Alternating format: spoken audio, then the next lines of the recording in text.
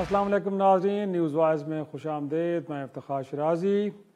नाज़रीन, 9 मई के बाद तहरीक इंसाफ की शिकस्त और एक का सिलसिला अभी तक थमने का नाम नहीं ले रहा और आज भी कई रहनुमाओं ने तहरीक इंसाफ को छोड़ने का बल्कि सियासत को छोड़ने का ऐलान किया और कहा यह जा रहा है कि अब ये तादाद कम व बेश 100 तक पहुँच गई है, जिनमें पार्टी के सेक्रेटरी जनरल असद उमर समेत साबिक गवर्नर्स, वफाकी वज़रा और सूबाई वज़रा शामिल हैं।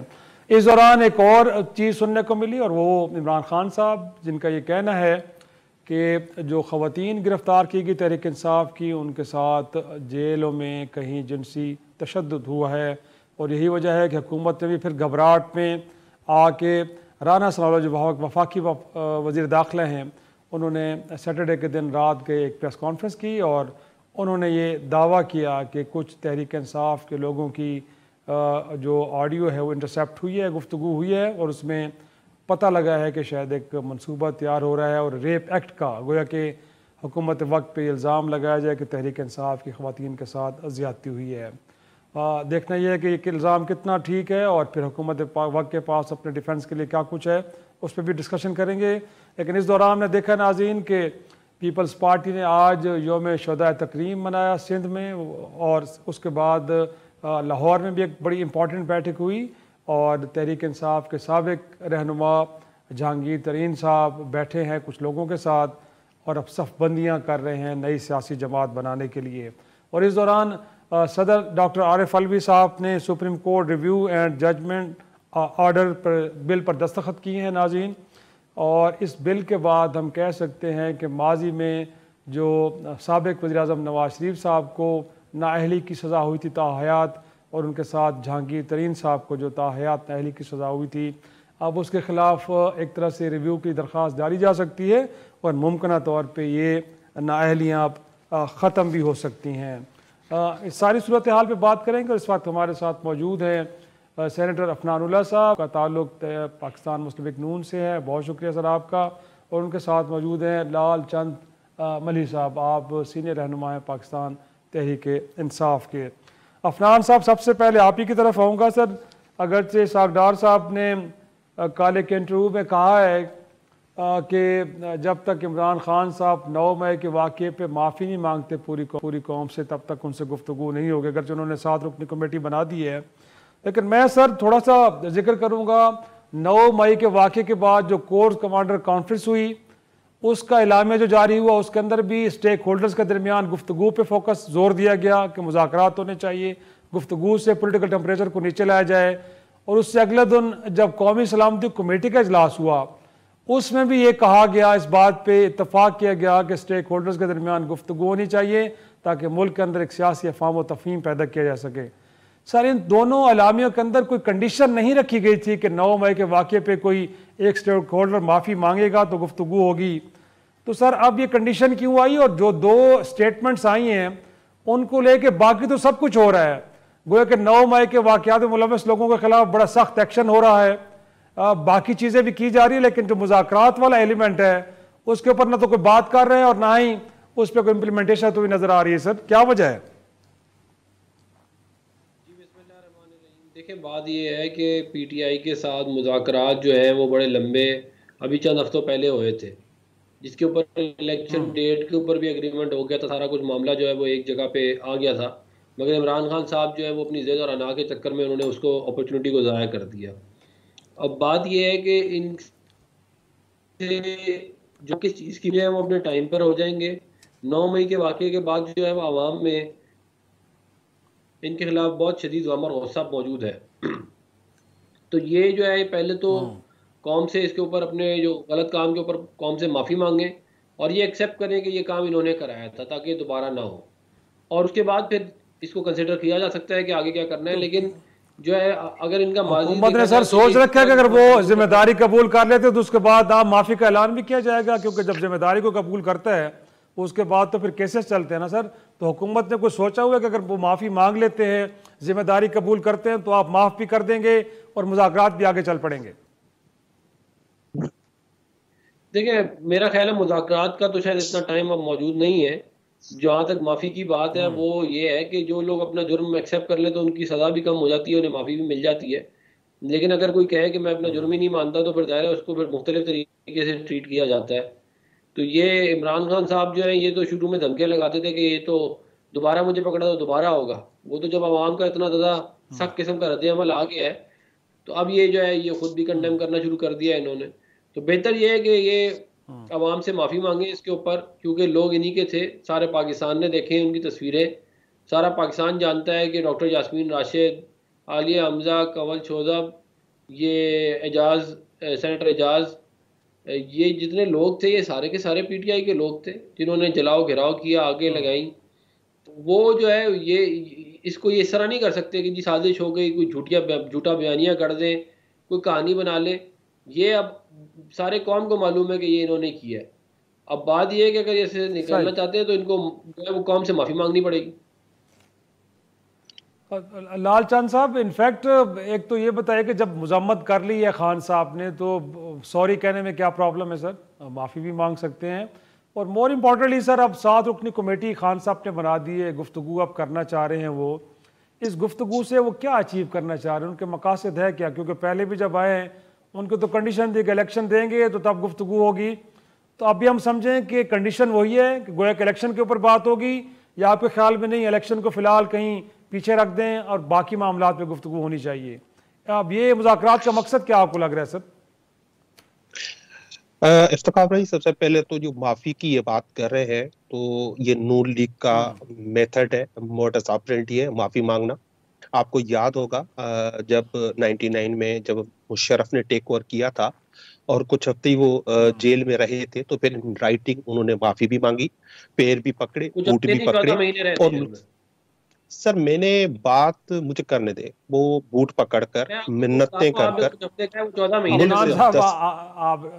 जी रिस्पॉन्ड कीजिएगा, थोड़ा सा आर्गुमेंट आने देना सर, फिर मैं आपकी तरफ आता हूँ। जी जी जी। तो मुल्क से भाग गए थे, इंटरनेशनल पावर्स ने उनको बचाया था। ये सबको पता है कि सऊदी अरब ने वो डील ब्रेक कराई थी और वो मुल्क से भाग गए थे। और फिर वो कई साल तक ये मानते ही नहीं थे कि हमने कोई डील की है। और फाइनली वो डील वहां से ज़िम्मेवारान की तरफ से सामने आई कि नवाज शरीफ ये डील करके मुल्क से निकल गए थे। जहां तक माफी की बात है, तो माफी तो ये मांगे, ये मौजूदा हुकूमत मांगे पाकिस्तान की आवाम से। जो गुज़िश्ता 1 साल में जो ह्यूमन राइट्स की वायलेशंस इस हुकूमत ने की है, वो पाकिस्तान की तारीख में मिसाल नहीं मिलती।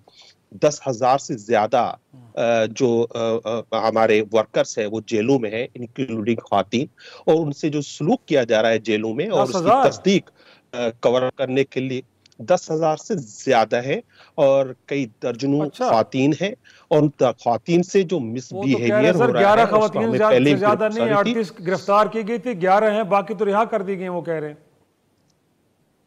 सर उनके प्रॉब्लम ये है ना, उनके कहने से तो कुछ नहीं हो रहा ना।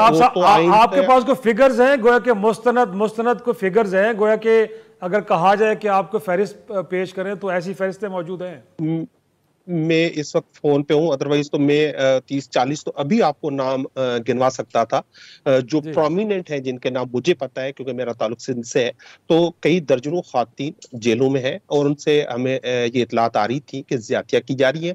तो वो फिर अपना राना सनाउल्लाह ने खुद ही कवर अप करने के लिए उसके उन्होंने रात को 1:30 बजे एक प्रेस कॉन्फ्रेंस कर ली और फिर कहा कि हमें ऑडियो लीक्स पे तो मरियम नवाज खेलती रही है, ऑडियोज जैसी आती हैं आप फौरन रिलीज करते हैं। उस दिन तो आपने कोई ऑडियो नहीं सुनाई।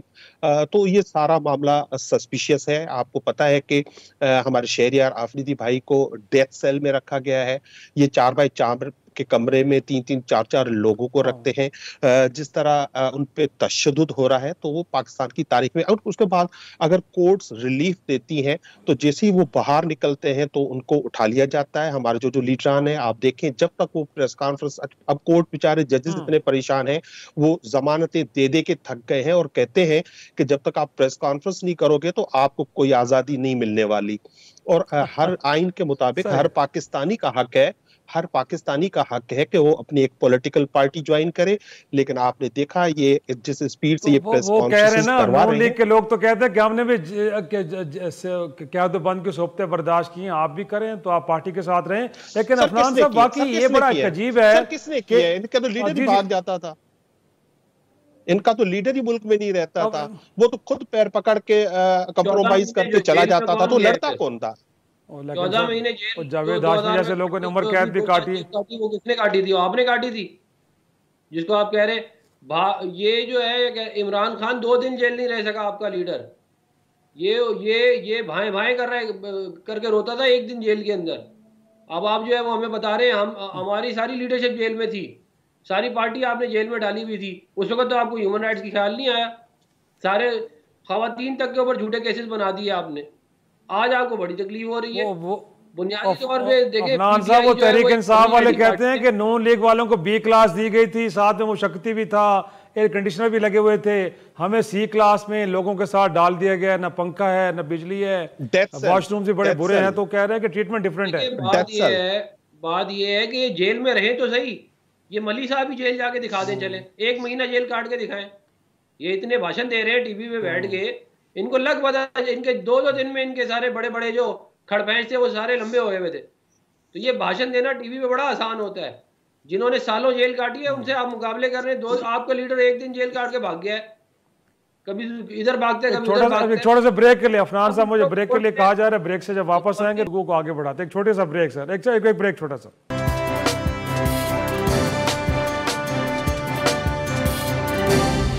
प्रोग्राम में के बाद फिर खुश आमदेद। अफनान साहब, इनफैक्ट ये जो लाल चंद साहब ने भी नुकता उठाया कि बड़ी ऑडियोज वीडियोस हमने देखी हैं, चल रही हैं इस वक्त। तो अगर राना सनाउल्लाह साहब जो क्लेम कर रहे हैं कि शायद तहरीक इंसाफ को एक और मनसूबा बना रही है हुकूमत पे इल्ज़ाम लगाने का कि शायद ख़वातीन कैदियों के साथ वहाँ पे तशद्दुद किया गया है, तो सर अगर कोई ऐसी ऑडियो आएगी हुकूमत के पास तो सर लोगों के सामने रख दें ताकि 26 करोड़ लोगों को भी पता चल जाए कि साजिश की जो दूसरी कड़ी है वो पकड़ी गई है। वो जो करोड़ों लोगों को भी ये पता चला है कि उन्होंने एक झूठी वीडियो लगाई है जो 2021 की है, जिसके अंदर वो पुलिस वाला एक बैठा हुआ है और एक खातून बैठी हुई है। वो इमरान खान साहब ने वो ट्वीट की हुई है। इससे पहले कल इन्होंने इस तरह झूठा प्रोपेगेंडा की एक और वीडियो लगाई जो किसी और टाइम की थी।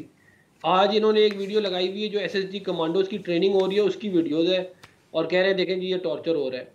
तो ये तो एक ऐसा ग्रुप बन गया है जो मुल्क दुश्मनी के हर हदें क्रॉस करने के लिए तैयार है। और ये इतने बुज़दिल लोग हैं, ये बिलखुसूस इमरान खान, ये जेल जाना नहीं चाहता। अच्छा, अपनी सारी पार्टी को जेल में भेजने के चक्कर में, खुद जेल जाने के चक्कर में नहीं है। भाई तुम खुद भी तो जेल जाओ। सारे दिन टीवी पे आके भाषण देने से तो इंसान बहादुर नहीं हो जाता ना। जाके जरा जेल जाके दिखाए, फिर पता चलेगा कि कितने ये खुद PTI में रहते हैं। तो अफनान साहब मेथड वही है जिस मेथड पे, जिस तरीकाकार पे आप तनकीद किया करते थे तहरीक इंसाफ के दिनों में कि लोगों को जेल में नहीं डालना चाहिए। आप समझते कि तरीकाकार यही है सियासतदानों को डील करने का, और खान साहब को भी उसी के लिए तैयार रहना चाहिए, गोया का तरीका वही रहेगा। नहीं, देखिए बात यह है कि 11 अप्रैल को हुकूमत आई है पिछले साल, और उसके बाद से आज हो गया है मई 2023, तकरीबन आप समझ ले 13 महीने हो गए। 9 मई से पहले तो इन्होंने नहीं क्या कहते हैं जेलों में डाला ना। इन्होंने जब 9 मई को हमला ही कर दिया स्टेट के ऊपर, तो जाहिर है उसके जवाब में पर्चे होते थे। इन्होंने ऐसा इवेंट किया और वो जो है वो उसकी वजह से ये लोग जेल में।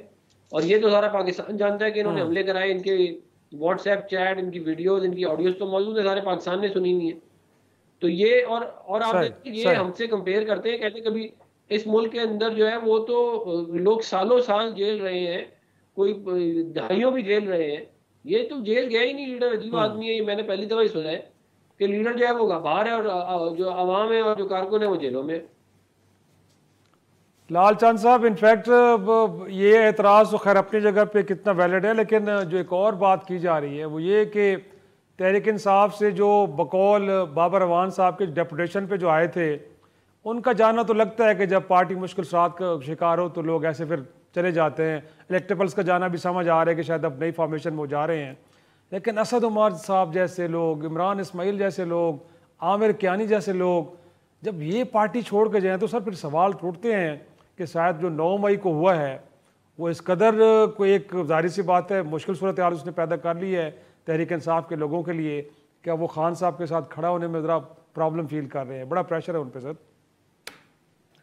इसमें भी सबसे पहले तो देखें, ये जो मैंने बात की और ह्यूमन राइट्स वायलेशंस की, इसीलिए मैंने ही नहीं की, पाकिस्तान तहरीक इंसाफ ही नहीं कर रही है, पूरी दुनिया उस पर चीख रही है। एमनेस्टी इंटरनेशनल की स्टेटमेंट्स आप देख लें, ह्यूमन राइट्स वॉच देखें, even human rights commission of Pakistan देखें, पाकिस्तान की सिविल सोसाइटी देखें, पूरा Pakistan in human rights violations पे बात कर रहा है। मेरे भाई बार बार मुझे कह रहे हैं कि आप जेल नहीं गए। भाई, हमें जेल क्यों जाए? हम पुरअमन पाकिस्तानी शहरी हैं, हिलाल की रोजी खाते हैं। हमने ना हराम के पैसे से एवन फील्ड में जो है फ्लैट बनाए, ना हमने माल कमाया, ना हमने हजारों एकड़ जमीन चोरी की। हम चोर थोड़ी है। जेल जाने में आप बड़ा फख्र महसूस कर रहे हैं। भाई, हम क्यों जाए जेल?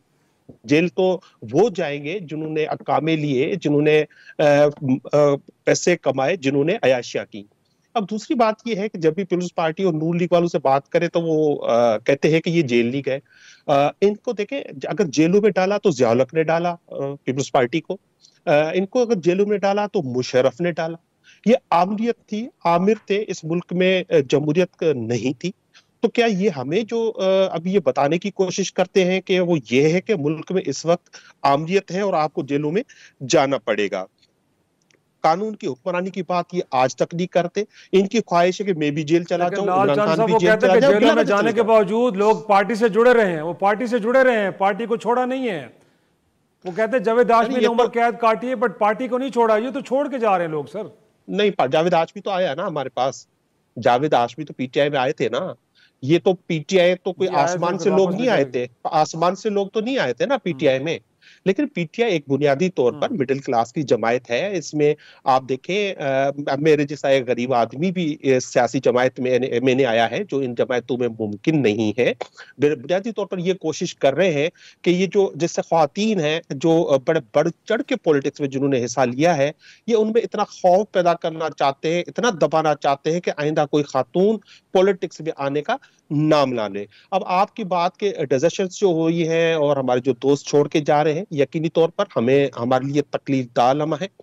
कुछ दोस्त ऐसे हैं जिनकी कोई कारोबारी मजबूरियां हैं, कुछ दोस्त ऐसे हैं जिन पे इतना शदीद टॉर्चर किया गया है। ये पहली बार हो रहा है कि पहले सिर्फ पॉलिटिकल वर्कर्स पर तशद्दुद होता था, इस बार तो उसकी एक्सटेंडेड फैमिलीज हैं। परसों मेरे भाई को गिरफ्तार कर लिया गया था उमरकोट से। कल उनकी मैजिस्ट्रेट ने उनको डिस्चार्ज कर दिया केस को और उनको खारिज कर दिया। तो ये एक जो पॉलिटिक्स से जिनसे ताल्लुक ही नहीं है, ये गिरफ्तारियां आजकल उन लोगों की हो रही हैं। लेकिन हमें यकीन है कि ये जो वोट बैंक है वो इमरान खान का है, ये किसी शख्स का नहीं है, ये पार्टी का है, नजरिए का है। पाकिस्तान की आवाम अब हकीकी आजादी के साथ नजरिए के लिए खड़ी हो गई है। ये जो सोचते हैं कि जो गुलामी करेगा वो बचेगा, और जिस तरह इनके लेटर्स आ जा रहे हैं ना, इनके एडवाइजर्स के और मुख्तलिफ लोगों के, डोगर साहब का आया है, एक और किसी का आया है, जिसमें लिखा है भाई ये फला फला ने पीटीआई छोड़कर नून लीग ज्वाइन कर ली है, तो इनको लिहाजा गिरफ्तार ना किया जाए। तो ये सफाइस नहीं करेगा, इनसे इनका मसला हल नहीं होगा। ये हमें खत्म करना चाहते हैं और पीडीएम खुद खत्म हो गई है। सारी जो सर्वेस हैं वो हमारे हक में है। आखिरी सर्वे उस दिन होगा जिस दिन इलेक्शन होंगे, और इलेक्शन में ये जाना नहीं चाहते, 100 बहाने बनाते हैं। कभी कहते हैं कि इलेक्शन हम पोस्टपोन कर देंगे, कभी कहते हैं कि हालात नहीं है। ये वही लोग हैं जो कहते थे, जिन्होंने इलेक्शन ना कराने के लिए कहा सिक्योरिटी नहीं है। पूरे पंजाब में, केपी में, इस्लामाबाद में इन्होंने फौज को कॉल कर लिया। ये कहते थे कि हमारे पास 20 अरब रुपए नहीं है इलेक्शन कराने के लिए, इन्होंने 20 अरब जो है सिर्फ पार्लियामेंट्रीज को अभी दे दिए हैं अपने डेवलपमेंट स्कीम्स के। 20 अरब रुपए तो ये चोरी करके खा गए आरटी में। वो शायद काका नपासी ने कहा है ये अव्वल नंबर के चोर हैं, ये कभी नहीं रुकेंगे, ये हर सूरत में चाहेंगे इस मुल्क में जमहूरियत ना हो। इनकी जमहूरियत सिर्फ वही है कि ये हुक्मरान है तो जमहूरियत है, और ये अगर हुक्मरानी इनसे चली गई तो जमहूरियत खत्म हो जाएगी। लिहाजा हमारी गुजारिश है इनसे कि आप जमहूरियत पसंद बने, इलेक्शंस में आए और पाकिस्तान तहरीक इंसाफ का मुकाबला करें। थोड़े से ब्रेक के बाद आते लाल चंद साहब, आपकी करेगा। कम से कम इस हवाले से तसल्ली कराते हैं खान साहब से पूछ के, इलेक्शन हो रहे हैं, कम से कम अक्टूबर में जरूर हो रहे हैं। एक छोटी सी ब्रेक नाज़रीन, ब्रेक से वापस आएंगे तो जो खदशात उठे ये जन्म ले रहे हैं कि शायद अक्टूबर में भी इलेक्शन नहीं हो रहे, अफनान साहब के सामने ये सवाल रखेंगे।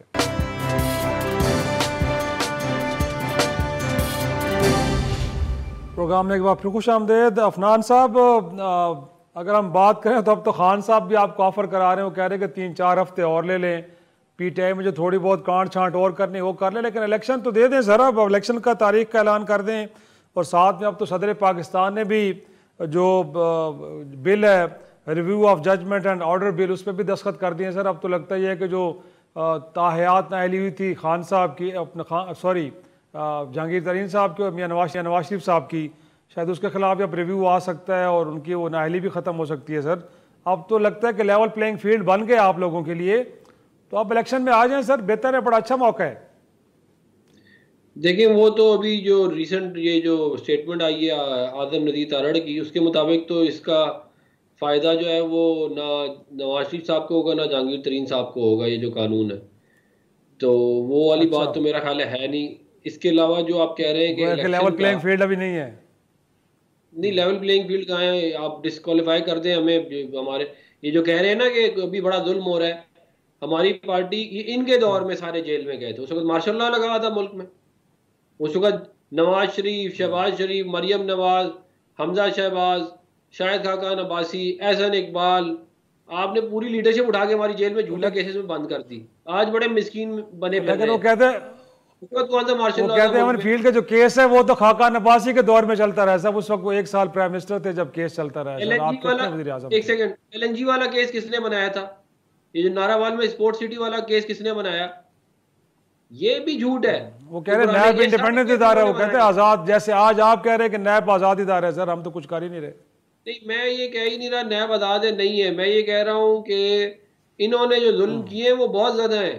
ये तो ये अभी मम्मी डैडी पार्टी है तो ये चीखें जरा ज्यादा निकल रही हैं इनकी, वरना तो ये जो है कुछ हुआ ही नहीं अभी तक इनके साथ, जो ये दूसरों के साथ करते रहे हैं।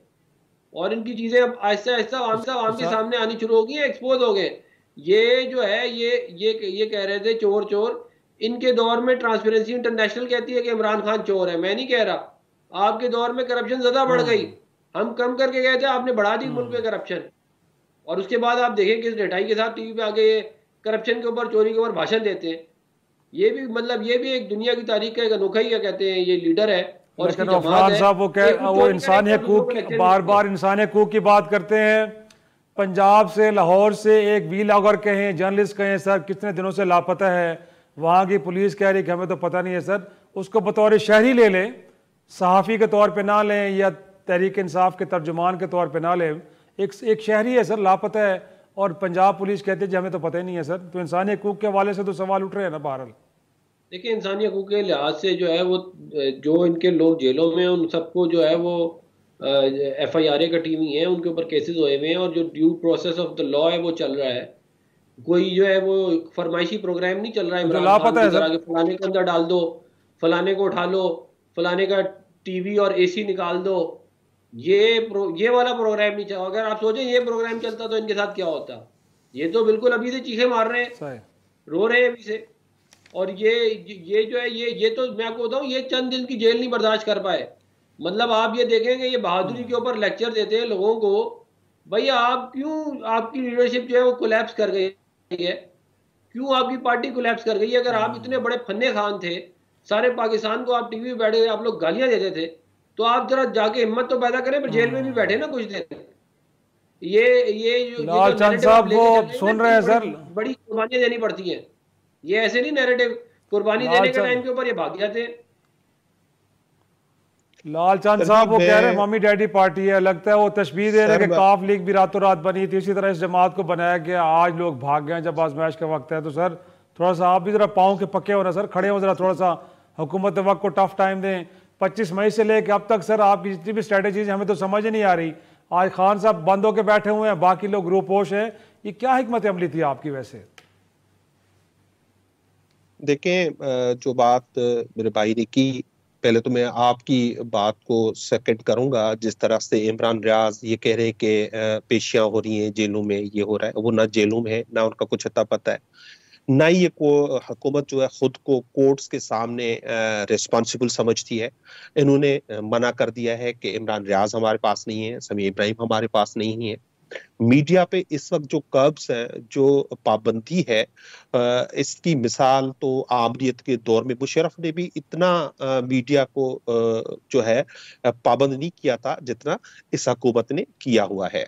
अब ये हमें लालचंद सर, मीडिया को गिले आपसे भी हैं सर, आपकी हुकूमत से भी बड़े गिले थे हमें। होंगे होंगे होंगे, देखिए ये फैक्चुअली होंगे, इसमें मैं नहीं कह रहा कि हमसे गिले नहीं होंगे, लेकिन मैं नहीं समझता, मैं खुद as a parliamentary secretary human rights मैंने काम किया है, कि जो इस वक्त मीडिया से हो रहा है, यहाँ पे तो ज्यादातर जो मीडिया टॉक शोज होते हैं उसमें तो बीप इतनी बजती है कि वो अब म्यूजिकल प्रोग्राम लगता है टॉक शो से ज्यादा।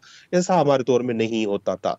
जहां तक ये बहादुरी की बात करते हैं कि नून लीग वाले बड़े बहादुर है, तो भाई जिसका लीडर डरपोक हो, मुल्क मुजरिम हो, मुल्क से भागा हुआ हो, एक उसका भाई 50 रुपए के स्टाम्प पेपर पर उसकी गारंटी देता हो, और वो पाकिस्तान की तारीख में पहली मिसाल है, क्योंकि ये हमेशा कोर्टों के भी बेनिफिशियरी रहे कि वो जेल से निकल कर जाके लंदन में बैठ के अयाशियां कर रहा हो, और जब उसके भाई की हुकूमत हो मुल्क में और फिर भी वापस ना आए, तो ये हमें बहादुरी की मिसालें ना दे। बहादुर उसको कहते हैं जो मेरा लीडर है, उस पर आपने कातलाना हमले करवाए, आपने उसकी कैरेक्टर असैसिनेशन की, आपने झूठी ऑडियो लीक्स, वीडियो लीक्स की, आप रोजाना उनको गिरफ्तार करने की कोशिश करते हैं, आपने 150 उसमें FIR की, लेकिन वो खड़ा है, वो भागा नहीं, उसको आपने ECL में डाला, तो बट पॉलिटिकल स्ट्रेटजी तो आपकी नाकाम हुई ना लालचंद साहब।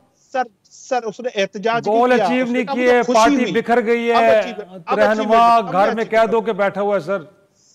जी सर, मैं अचीवमेंट बताता हूं ना। हमारी अचीवमेंट इमरान खान की ये है कि पाकिस्तान की अवाम जाग गए हैं। ये 25 करोड़ अवाम अब जाग चुके हैं। जब अवाम जाग जाए तो पार्टी खत्म इसको कहते, जो इलेक्शन से भागे उसको कहता है खत्म होना। जिस तरह PDM खत्म हुई है, जिस तरह से पीपल्स पार्टी खत्म हुई है, जिस तरह से ये भागे हैं, दौड़े हैं, अभी भी ये कहते हैं कि आखिरी दिन तक हम बैठे रहेंगे या आगे तक जाएंगे, उसकी वजह ये पार्टियां खत्म हो गई हैं। हमारी पार्टी स्टैंड करती है। मेरे खान ने कहा है कि आप इलेक्शन कराएं, 4 हफ्ते और जितने तोड़ने आपको बंदे तोड़ ले, और इंशाल्लाह आप देखेंगे। मेरे पास सेनेटर इरफान साहब, सर इलेक्शन से क्यों भाग रहे हैं सर? अगर आप समझते हैं कि इस वक्त नून लीग एक पॉपुलर जमात, एक तो उसका जवाब दे दें, और साथ में सर जहांगीर तरीन भी एक पार्टी बनाने जा रहे हैं, उन पर भी नजर है वो किन के इशारों पे बना रहे हैं कि खतरे की घंटी आपके लिए तो नहीं बज रही पंजाब में? नहीं, देखिए इंशाल्लाह हम जो है वो पंजाब के अंदर स्वीप करेंगे अगला इलेक्शन। और ये जो कह रहे हैं ना पॉपुलर है, ये इतने पॉपुलर हैं कि AJK का लोकल बॉडीज़ का इलेक्शन हुआ दिसंबर में और ये तीसरे नंबर पे आए। ये इतने पॉपुलर है। ये कराची के अंदर जो है लोकल बॉडीज़ का इलेक्शन हुआ अभी जनवरी में, और उसके अंदर ये चौथे नंबर पे आए। ये इतने पॉपुलर है ये माशाल्लाह। ये वो वाली पॉपुलैरिटी है कि मैं कोई अपना खुद ही एक वेबसाइट बनाऊँ और उसके ऊपर अपने आप को कह दूँ कि मैं 70% मशहूर हो गया हूँ, और उसके बाद जो है वो सारी दुनिया में वाविला बजाना शुरू कर दूँ, और ये बाकी सारे जो हैं ये भी उसके पीछे भागना शुरू कर दें। बात ये है कि ये बहादुरी का भी फिर इन्होंने मुझे लेक्चर दिया है। ये बताएं इमरान खान जेल कितने दिन गया? चले, यहाँ आप कितने दिन जेल गए? आप इतने बड़े फन्ने खान हैं सर, वो बात है कि हम चोर थोड़ी है। जो चोर होगा वो जाएगा, हम क्यों जाएंगे भाई? ये जाने में उसको अफनान साहब, जो चोरी करेगा, जो कातिल होगा वो जाएंगे, हम क्यों जाएंगे भाई जेल? अफनान साहब, ये चोर जाते हैं, चोर के जेल जाना कौन सा फखर है भाई? चोरी, ये जो बनी गाला ये चोरी से बनाया है।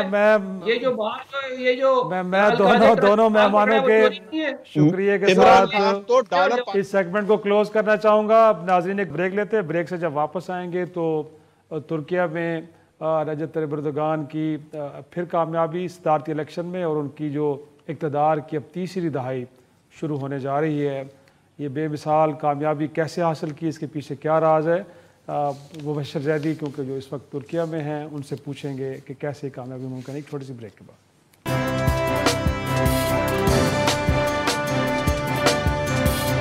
प्रोग्राम में फिर खुशामदेद। इस सेगमेंट में नाज़रीन हम जिक्र करेंगे तुर्किया के सदारती इंतखाबात में, जिसमें तय्यिप एर्दोगान मुसलसल तीसरी बार सदर मुंतखब हुए हैं, और उन्होंने दूसरे और आखिरी मरहले में, फाइनल मरहले में कोई 52.09% वोट हासिल किए हैं, जबकि उनके जो मध्य मुकाबिल स्ट्रॉन्ग अपोजिशन लीडर थे कमाल कलीचदार ओगलू, उन्होंने कोई 47.88% वोट हासिल किए हैं। और जो टर्न आउट रहा है नाज़रीन वो कोई 85%, गोया कि हैरान कुन तौर पे शायद यूरोप में भी कहीं इतना टर्न आउट नहीं रहा जितना तुर्की के लोगों ने इस सदारती इंतखाबात के अंदर वोट डाले हैं। इस वक्त हमारे साथ मौजूद हैं इस्तांबुल से सीनियर सहाफ़ी जैदी। उनसे पूछेंगे कि इस कामयाबी के पीछे बुनियादी तौर पे राज क्या है, और इलेक्शन के ऊपर कोई सवाल तो नहीं उठ रहे, क्योंकि पाकिस्तान में तो हम यही देखते हैं। मुबशर साहब बहुत शुक्रिया वक्त देने के लिए। एक तो ये बताएगा कि ये जो इलेक्शन प्रोसेस है कितना फ्री एंड फेयर, और क्या आप इसके रिजल्ट को वहां पे सब तस्लीम कर रहे हैं? जी देखिए, तुर्की की जमहूरियत की खूबसूरती ये है कि यहाँ जो इलेक्शन कमीशन है वो इतना बाइख्तियार है कि सबका उस पर एतमाद होता है। तो जिस तरह की एतराज़ात हमारे मुल्क में होते हैं वहाँ वो यहाँ बहुत कम देखने में आते हैं। दूसरा ये है कि जैसे आपने खुद कहा कि जो टर्नआउट है वो इतना ज्यादा होता है कि लोग उसके ऊपर भरोसा करते हैं कि इतनी ज्यादा कौम निकली है तो जाहिर है उन वोट्स को काउंट करना और बाद में नतीजा देना, तो बहुत कम इबाम रह जाता है कि वोटों को मैनिपुलेट किया जाए। तो लिहाजा आप जो पहले राउंड का या दूसरे राउंड का अगर तकाबली जायजा ले तो कमोबेश एक ही फर्क नजर आ रहा है हमें सदर एर्दोआन और जो उनके अपोजिशन के रहनुमा है कमाल क्लिचदारोग्लू, उनके वोटों के दरमियान तकरीबन 4% से जायद का। तो ये प्रोसेस जो यहाँ हुआ है उसकी शफाफियत पर कोई सवाल नहीं उठे हैं। वो के अपोजिशन ने थोड़ा बहुत कहा कि शायद सदर ने जो है इल्जाम लगाया कि वो उन्होंने हुकूमती मशीनरी इस्तेमाल की है, मगर उसके कोई सबूत नहीं दिए। तो लिहाजा इलेक्शन कमीशन जो है वो यहाँ पर सबूत मांगती है और कहती है कि आप हमें एविडेंस दें, हम उस चीज को जो है वो उसका तहकीकात करेंगे। तो सदर एर्दोआन की जो जी मुबशर अपना आर्गुमेंट कंप्लीट कीजिए, मैं फिर सवाल करता हूँ। जी मैं ये कह रहा हूँ, देखें सदर एर्दोआन का कहा यह जा रहा था कि शायद क्योंकि वो 2003 से बतौर हुक्मरान तुर्की के पहले वजीर आजम और बाद में सदर मुंतखब हो चुके हैं और गालिबन ये उनकी आखिरी टर्म है 5 साल की। तो उस पर बहुत से जो मगरबी जराए इब्लाग है उनका ये कहना था कि ये बहुत बड़ा एक चांस है सेक्युलर पार्टियों के लिए कि वो शायद इनके खिलाफ एक अच्छा वो उनके खिलाफ थोड़ा सा बेहतर कारकर्दगी दिखा सके या उनको हरा सके। तो ये मुबशर मैं यही पूछना चाह रहा हूँ मुबशर, इनफैक्ट अगर देखा जाए तो कोई 5.5% का फर्क है, तो गोया के जो एक तरह से हम कह सकते हैं कि जो डिसेंटिंग वॉइसेस हैं वो भी कोई कम नहीं है। 47.88 एक अच्छा नंबर है जो अपोजिशन ने हासिल बहरहाल किया है। तो क्या कहेंगे ये कुछ एर्दोआन साहब की जो पॉलिसीज हैं उनको लेके, या आपको लगता है कि नहीं जो अपोजिशन ने बड़ा एक अच्छी पॉलिटिकल स्ट्रेटजी बनाई थी और उसकी वजह से उन्होंने इतना बड़ा एक वोट बहरहाल हासिल किया है? देखिए इस वक्त जो सूरत हाल है तुर्की को कुछ माशी चैलेंजेस का भी सामना है। तो अवाम ने जो वोट दिया है वो उससे ये लगता है कि उन्हें सदर एर्दोआन पर ज्यादा एतमाद है कि वो मुल्क की जो माली मुश्किलात या जो यहाँ इन्फ्लेशन का मसला है उसको बेहतर तौर पर हल कर सकते हैं। अपोजिशन के पास ज्यादा कुछ नहीं था कि वो कोई अपना काउंटर दे सकते। इस हद तक हुआ कि आखिर में उन्होंने ये भी कह दिया अपोजिशन वालों ने कि यहाँ जितने जो शाम के महाजीन हैं उनको वो वापस भेज देंगे कि किसी तरीके से वो ज्यादा वोट ले सकें, लेकिन ये भी उनके काम नहीं आया।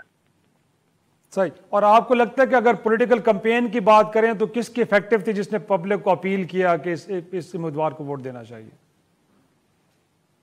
देखिए सदर एर्दोआन जो है आलमी सतह पर एक बड़े रहनुमा माने भी जाते हैं।